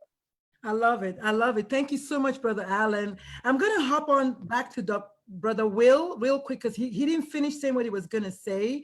And then we're going to just go around and everybody just do like because, you know, believe it or not, it's been over an hour. And I know that this kind of powerful talk takes days. And I know I apologize to Brother Allen because he told me he's on the road. He's on a road trip. And he said, I can maybe do an hour. I was like, okay, brother, just give me what you got. So thank you so much for being so patient and being with us. And y'all follow him on social media. If you need to go, I completely understand. But I'm going to go back, let Brother Will finish, and then we'll just go around and everybody thank y'all so much. There's lots of comments, Lord have mercy. Lots of comments and lots of questions, and I'm going to try to get to them if I can. But y'all, somebody's asking us in the comments to post where you can be reached so that we can all kind of be connected with each other. But Brother Will, you want to go ahead and tell us, just finish up what you were saying, and thank you so much for your patience, everybody. I feel like Oprah. Doing a good job. Thank you. All right, so hopefully this take actually works and everybody can hear me pretty well. I've had to kind of move around the building and everything that I was in, but so you know, as I listened to Brother Allen talk about what he learned about being a real man was to be able to like keep those emotions in and stuff like that. I want to offer you an alternative. Because part of what I do with my doula work and my birth work is get men involved in the birth process. And when we're getting men involved in the birth process, we're teaching them how to be supportive of their significant others, but also set up a healthy environment for co-parenting by also making it a normal for their children to be able to show emotions, because all of us know that as men, we're often told that we can't show emotion, we can't display emotion, and to keep that in. And typically when we hold that in, anybody who knows anything about human development will tell you that's going to come out one way or the other. Mm-hmm. And oftentimes if we don't let it out in a cathartic or healthy way, it comes out in a very negative fashion.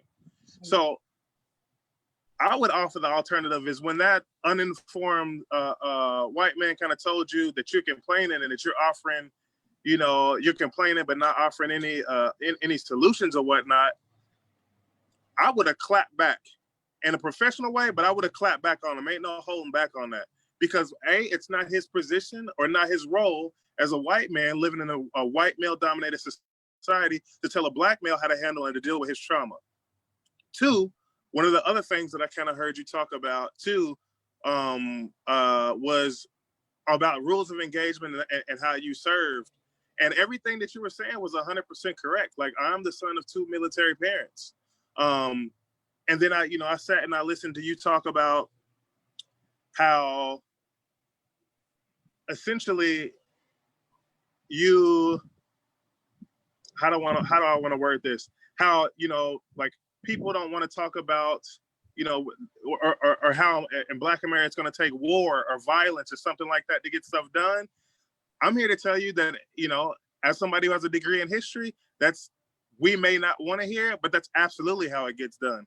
I can name you several, more than 10 different revolutions throughout the history of the world where people asked to be treated civilly, people asked for equal rights, people asked to be treated fairly, and they were either disappeared, jailed, or told to shut up.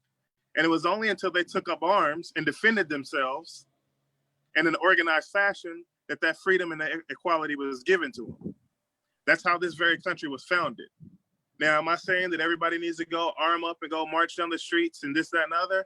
That's not, I'm not saying that, but I'm saying that we can't be afraid to recognize that if something like that, for something like that resembles that to happen, for us to be treated fairly, it took how many places burning down here in Minneapolis and St. Paul, Los Angeles, Atlanta, how many other cities before they actually paid attention to us? Yes. As I said before, it took one of the bloodiest wars in world history just to get freedom on paper, not practice. And so we have to also take into account that, for us to get what we're looking for and to be treated fairly, that it's not going to be at a level that's necessarily comfortable for us. Yes. We like to think that, for us to get what we want from our oppressor, that it's got to be comfortable. It's got to be like 9 to 5 when Real Housewives ain't on, when the NBA game ain't on, when the NFL game on and stuff like that, and that we can do things within that manner for them to listen to us. That's not how it works. And it's not me speaking. I can pick up any number of books, political theory books, history books that prove that point. And so I think it's incumbent upon us to continue to have these type of conversations, but not be afraid to push the limit, not be afraid to do what we have been doing, keeping the pressure on, being loud, hearing our voices. Because the thing is, we're Black. They're going to be afraid of us regardless. Yes. You said the rules of engagement are different for us. We are the weapon. Our skin color is the weapon. So in their eyes, they are following the rules of engagement. And they're not. They don't have to tell us that. They're showing us that over and over and over again. How many times do we need to look at more of these videos, re-traumatizing ourselves before we let that sink in? We could even go about it the right way. We can legally arm ourselves like Philando Castile did. Calmly tell the officer that I have a weapon in the car. I also have a permit to carry. Let me slowly go in and show in my pocket and pull that license out that shows you have a permit to carry, and we get shot. How many times do we have to be killed, murdered, brutalized, and slaughtered, only for the person who brutalizes us and stuff like that, for them to put up a prom picture of them and talk about all the great things they have done and all the great things they may possibly do, which is why they should avoid punishment. But the moment we're made a victim, they will dig as far as the 3rd grade to see that we skipped class to try to villainize us, to demonize us, to prove that we were worthy of being beaten down, bludgeoned, and killed. Yes. And so I am not at all opposed at calm and civil ways of resolving these issues and getting what we need. But I am saying that we need to be more realistic about the aspect of the fact that the behavior that a lot of us have displayed in our communities of violently protesting, that might not be out of the realm. And do I know how frightening that might be for some of white America to hear me say that? Yep. Do I know how that might sound, or how that might make some of my more passive brothers and sisters feel for them to hear me say that? It's all full well I know. I also know what I'm risking, because I'm out there protesting stuff too. I'm out there being attacked too. I also have equity on the other side with one of my family members, like I said, being a police officer. So I know that, possibly this type of behavior could lead to somebody in my family going down. But as I always said before, and as I said before I had to get off, and my signal wasn't working well, that everything that I do is for my people. And by doing this for my people, I am doing it for my family. And I'll never apologize for that. Ever apologize for that. Because my parents paid for it. They paid the price. Versus both, both as citizens and serving in the military. All you brothers have served the price. All of our ancestors have served the price. This country doesn't exist without us. This country does not exist without us at all. This country would still be a third world country if not for us, our ancestors. If all of us decided to just stop spending our dollars right now, just simply stop spending our dollars right now, what do you think happens to the economy of America?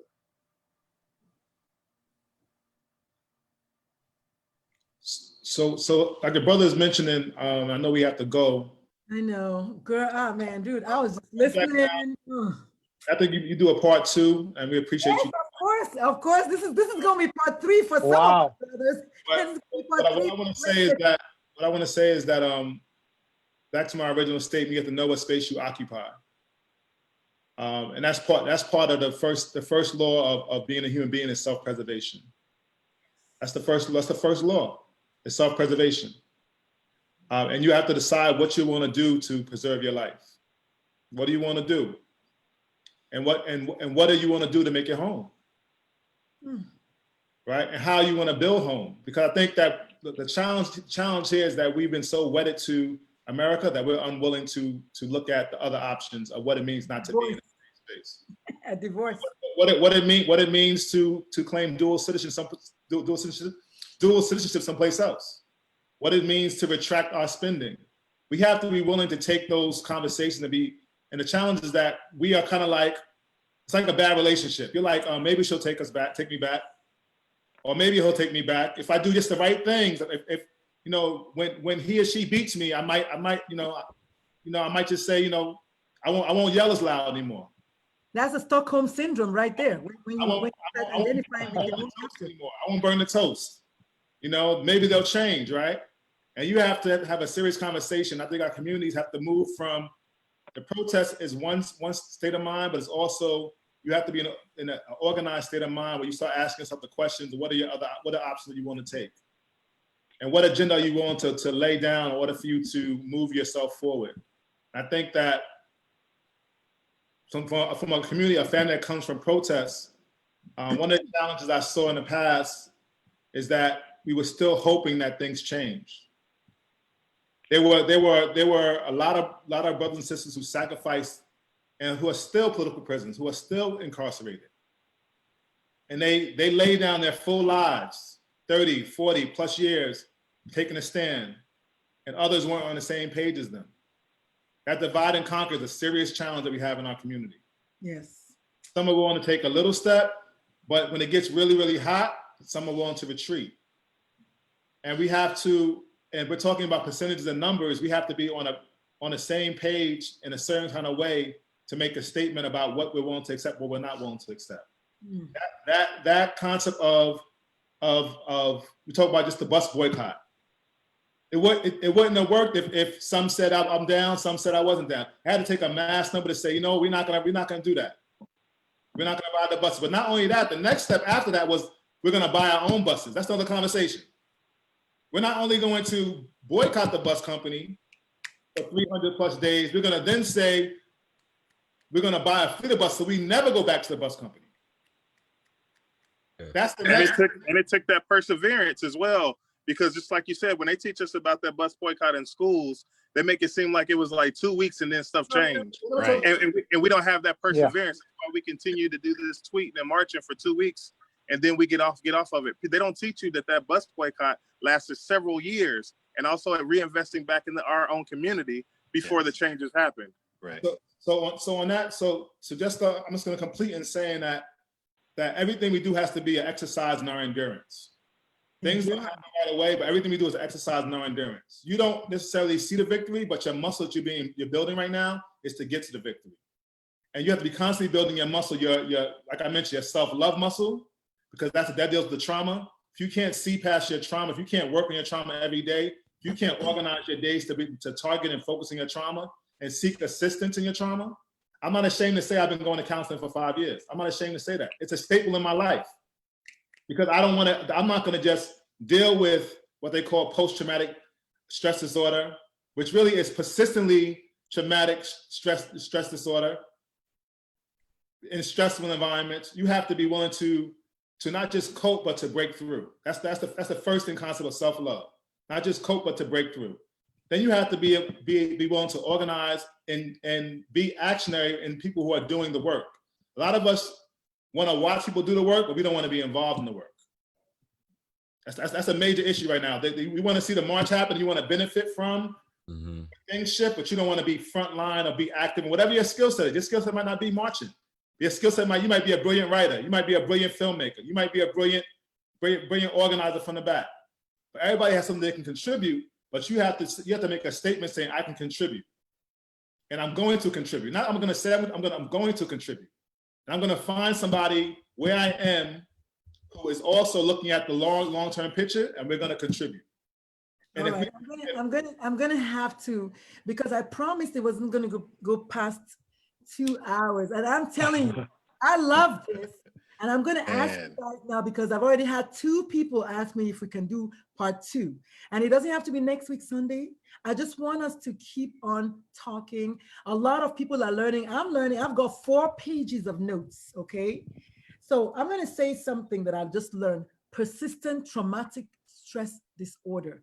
I never thought about it that way. It's not post because it's not over yet, right, Brother Bumi? It ain't over yet. So it's persistent. I love that. Thank you so much. So we're gonna go Dr. Sean Jimwright, Dr. Sean Jimwright talks about going from trauma informed to going to healing center. And he talks about that in terms of the environments we're in it's not post, but it's also persistent traumatic stress environments. We occupy environments that continuously put us in positions where the preconditions the brother was talking about, Brother Kingsley was talking about, that precondition, that's the buildup of trauma over time that makes your immune system not function, that makes you not able to, your heart and your organs and your lungs aren't at the highest capacity. So it's not like happenstance, it's the persistent effect of those things that put us in the place that we're talking about. I love it. Oh my God, mic drop. All right. Uche, can I just say, Brother Kingsley. Oh, I'm sorry. I was going to just go back. Yeah, I just want to say, I mean, part of all this, I think. Go ahead.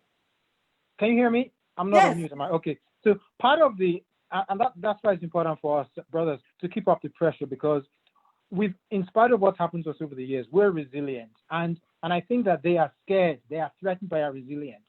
And we need to keep up the pressure. And that is why, whatever you said, and you said the last speaker said this, whatever your craft is, hone your craft, whatever it might be, and excel at it. And then, the only other thing I want to say is just take care of yourselves, health-wise, take care of your family, look after yourselves, and just keep up the pressure. We've got to keep up this fight. And definitely, if there's a part 2, I want to be part of it. So I just wanted to say that in closing. We got 2 people saying that they want to be part of part 2. Thank you so much. So we're going to go around. Personally, professionally, and in terms of our community organizations, channeling resources, things like that, that's what we have to really focus on. And this is how we can keep up, this kind of pressure. Hashtag Black Wall Street coming back. We have to. Black Wall Street. So I'm going to start with Kevin Wilson. Yes. All of y'all have been so patient. And I never use the word last words. I never, because it's not. But let's just say parting words for today's episode, part 1. I predicted it was going to be part 1, and look, it's part 1. But Kevin Wilson, talk to us, brother. Take us home. You got 2 minutes. You got 2 minutes. Okay, 2 minutes. Yeah, this was I really appreciate what the brothers brought. They stirred up so much in me. Just listening to everyone talk. You want to comment on everyone, but you have to be patient and listen. But there were some things that stood out that I got so many notes too that I was chatting down. But I think it was Brother Kimmy that talked about apply understanding. And I think one of the things that the world don't understand is the culture. We all have different cultures, but we all just try to find a commonality and just leave it right there. So if we can talk about sports, okay, that's good. Let's just talk about sports, but we never go into in depth to find out like our family systems, because we all come from different family systems.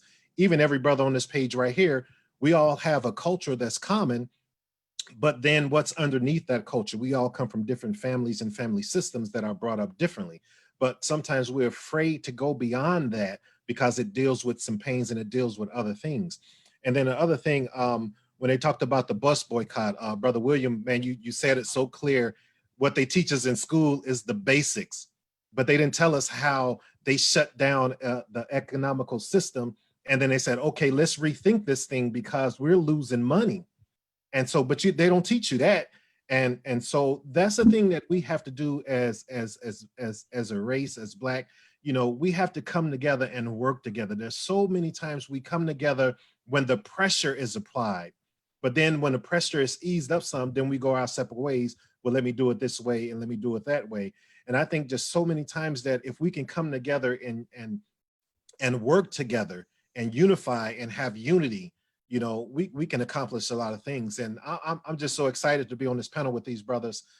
Yeah, I have to be in contact with you guys, and I'm down for part 2 because there's a lot more that I want to engage in, even with self-identity, you know, dealing within yourself, dealing how to process your emotions and talk about those things, because those are things that I had to deal with. I also am, you know, in therapist too, talking to a therapist. And, you know, in the beginning, you know, prior to, you know, going to a therapist, that meant that you was crazy or something was wrong with you. You know, black people, we don't go to therapists.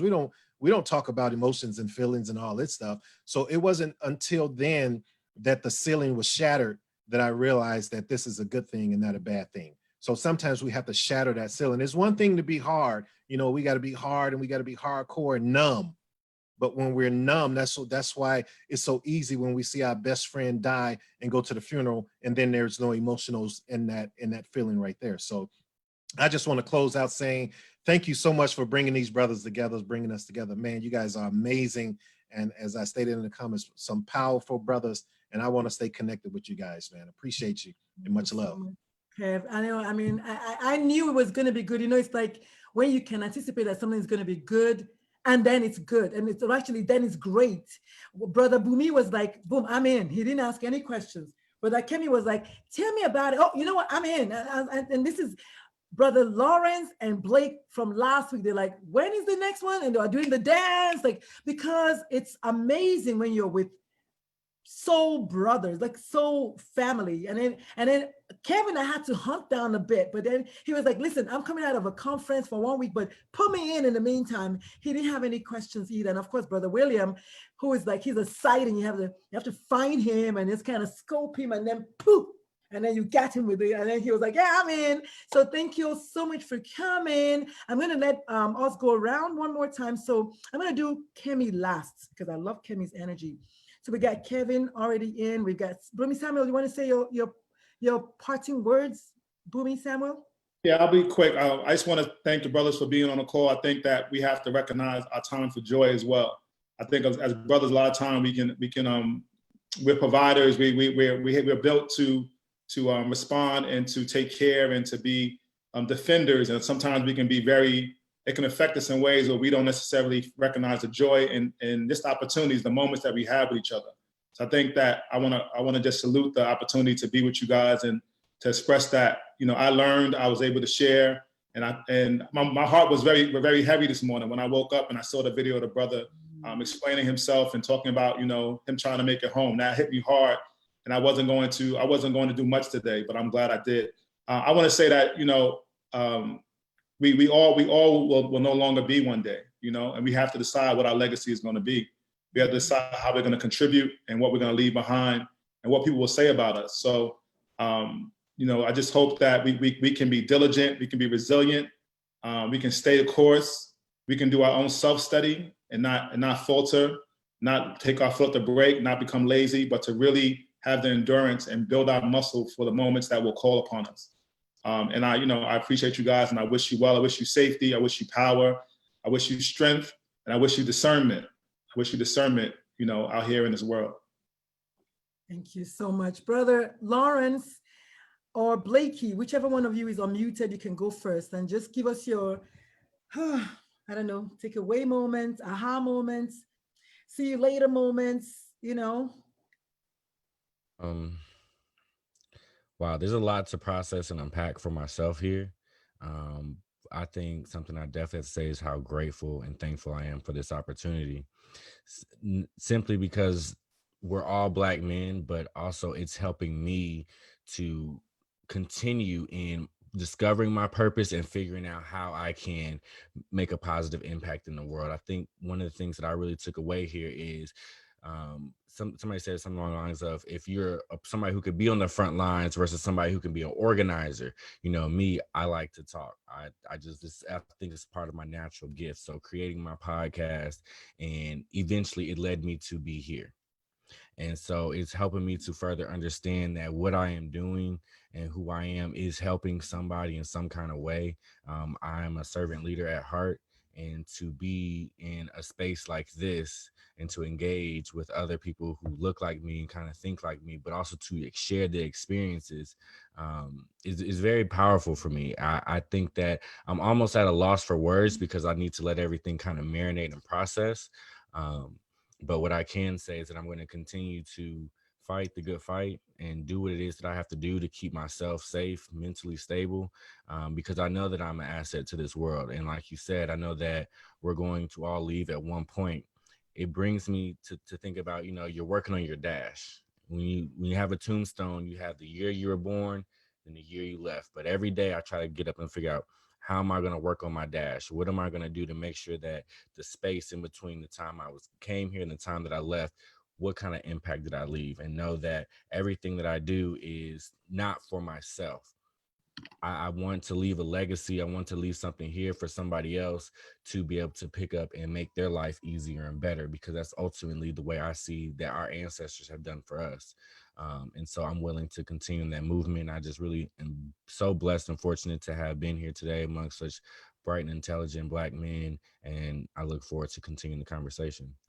Fantastic. And Brother Will has kind of put a a sign up that his batteries might be running out. So I'm going to let Brother Will just kind of round it up for us. Aha moment, takeaway moments, and then that way, if your battery dies, we'll see you in the next one. Brother Will, you got it? Yeah, just real quick, few words. Nothing long at all, but I guess my parting words are, or part two words are, educate yourself, protect yourself, but plan for your community and fight for your community. That's it. I mean, that's rounds it up right there. Thank you so much. Brother Kingsley, have you given us your part two words yet? I don't know who I've done and who I haven't done. You're muted, sir. Okay. Yeah, pretty much. But I was going to add something else. Just thanks to you, Dr. Lulu. You've got a knack for bringing people together, and you're also a great moderator. So thanks for that. And I got a lot out of this. I mean, and I pledge to do more. Just do more. To keep on keeping on. So thanks. Thank you so much. And then, of course, Lawrence Washington, before we go to Kemi to bring us home. Lawrence, how are you doing, brother? How was the hour and some change? Was it good for you? I am what you call after eating a really good meal. I'm full. I'm very full. I am grateful just to be a part of this conversation, to actually have connected with some great brothers, great sister. Doctor, thank you so much. I'm looking at your screen, so I'm looking this way, but thank you so much. I appreciate you just for allowing me to be a part. My last words that I would like to leave with everyone that's listening right now is actually words that I've learned from my own mother, Donna Washington, which is so ironic because I actually gave my mother a promise. I promised my mom 1 week before she passed away. And although I didn't know that she would pass away, but our last conversation, I told my mother that I was going to be in a position where the whole world is going to know your name. They're going to know who you are. And I said that without having any idea of what that really looked like. So I just would like to leave everybody with my mother's words. Donna, Faye Washington. She Mm. will always say that love wasn't put in your heart to stay. Love is in love until you start to give it away. So I hope that that sits on the hearts of everyone that is listening, and let us continue to move and operate in love. And please understand, love is not weak. Love conquers all. All right. Love is not passive. Love seeks justice. So I want everyone to just continue to just operate and move forward with love. Thank you so much. So aptly said. So Brother Kemi, you bring the Zen. I don't know if you do guided meditation, if you want to just do it as well as your, give your roundup words, and then if you want to do the meditation, otherwise I can do it too. You can do it or I can do it, that's fine. But thank you so much, my brother, for coming. I tell you, I fell in love with your heart when I watched you do something, people, I'm going to say this, people get weirded when I say, I love that brother, because you have to get to a particular part of your life when you can say easily, as a woman, you love a brother, and that's what it is. That's it. I met Kevin Wilson. I fell in love with him. He was honest about being a Black man that had been troubled. And then he said, I took therapy. I was like, what? And then I met Kinsley. Kinsley, we went to Washington, D.C. last year, and Kinsley took a picture of me on a bike when we went on a trail. I don't even know if he remembers that picture. Every time I put it on, I get so many, oh my God, because he took a picture of my soul. Like, he got me. And it's just he got me. He doesn't know that. And then I met Lawrence Washington. He's young, he's eloquent. He loves his mama.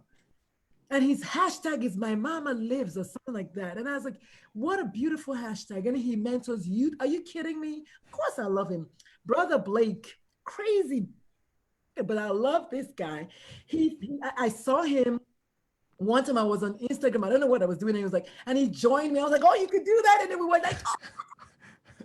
And my kids are like, Mom, who's that? I said, don't worry about it. Like, I know these people are just gonna. And then Brother Bumi, and then I saw that you were in a wheelchair, and I saw some of your pictures. You were standing, and like you were trying to walk. I'm like this guy is dope. I love you, Brother Bumi. Thank you so much. Wills is not on. He's too cool to be on social media. Okay, he's just, look at that face. Look at that. Don't smile for nothing. Well, let it go, man. Let it go. But I met him on a panel, and he talked, and he was so eloquent. And I was like, this is a guy that's got a heart that wants to do good. He's doing something very unusual. He's a freaking doula. He's a Black male doula. Okay. If you're looking for a unicorn, there's your unicorn right there. And then he works with breastfeeding. I breastfed my boys, each one for 21 freaking months. Like, I miss breastfeeding. They're 5, 10, and I want to breastfeed. I miss. So this is the kind of thing that he does. He helps women raise the future. Like, this is so powerful. So when I picked y'all, and of course, Brother Alan is not here, but I picked him because he's a poet. He's a wordsmith, and I want you guys to know that I love you, and I thank you for being here, because I don't want to come back after Kemi, because Kemi's energy is so much that I don't want to come back after Kemi. So Kemi, take it away, and I'll see you all on the internet. I know I will.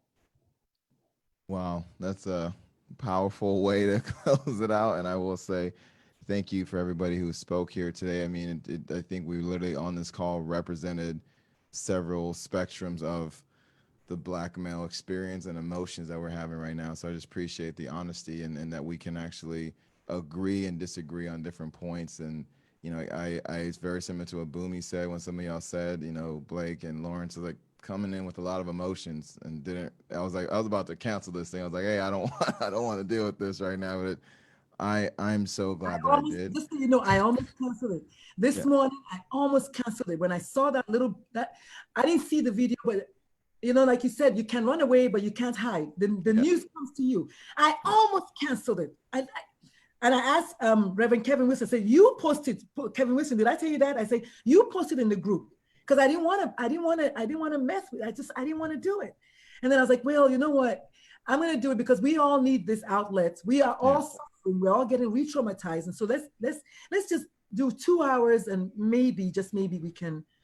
Well, it's been that sense of healing. I mean, I came in here looking for for some answers, and I have my list of notes here too, just all the powerful messages you all said, and just I love somebody said I have a heavy heart, and then someone said servant leader, being a servant leader is at my heart, right? And to me, I think about the word loss, LOSS, and that loss is the hardest when we get locked in on our suffering and sadness, but we can actually move it when we leverage our struggle to serve.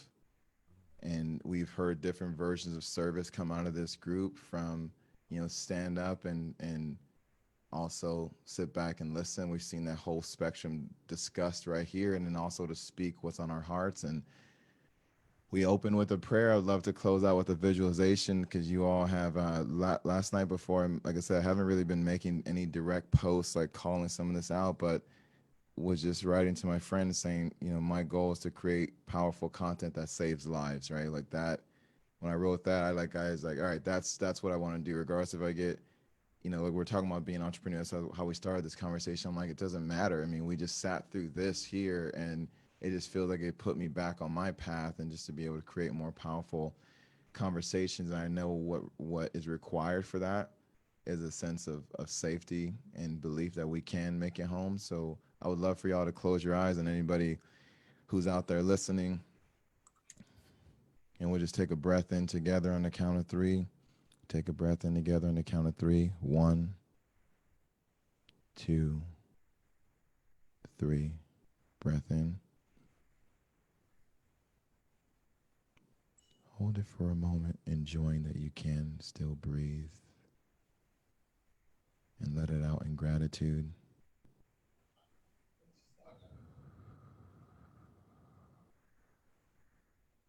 Just take one more breath together. 1, 2, 3.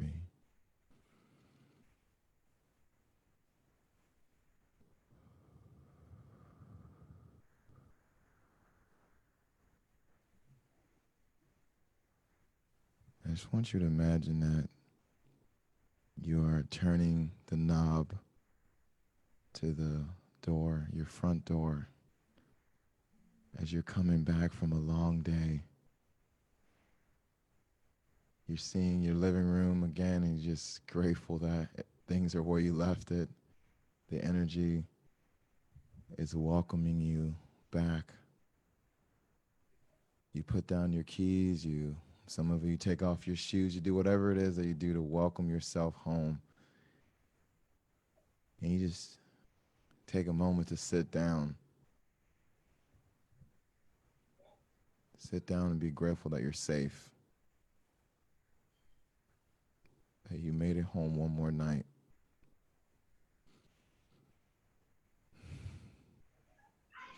That's the feeling that so many people are striving for, is just that, to make it home.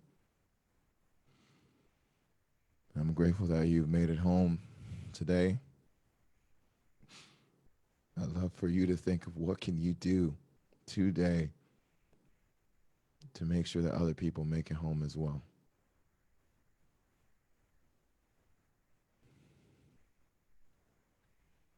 What can you do today to make sure that other people make it home safely today as well? Thank you.